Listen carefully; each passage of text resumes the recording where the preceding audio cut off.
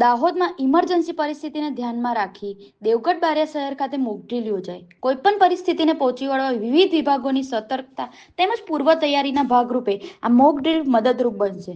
Collector Shri Yogesh નીરગુડે સાંજે 6 વાગ્યે mock drill અને રાત્રે 8થી 15 વાગ્યા સુધી બ્લેકઆઉટ કરાયો.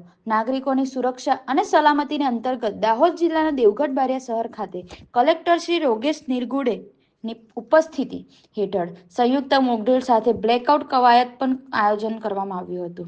વર્તમાન પરિસ્થિતિમાં જો કોઈ બનાવ બને તો અસરગ્રસ્ત લોકોને તાત્કાલિક સારવાર અને મદદ મળી રહે તે માટે સતર્કતા અને કામગીરીનું એનાલિસિસ કરી એવી સ્થિતિ સમયે ઇમરજન્સીમાં જરૂરી સેવાઓને વધુ સારી રીતે અને ઝડપથી ઉપલબ્ધ કરાવી શકાય તે માટે મોકડ્રીલ બાદ અધિકારીઓએ સંબંધિત વિભાગોના અધિકારી કર્મચારીઓને માર્ગદર્શન આપ્યું હતું.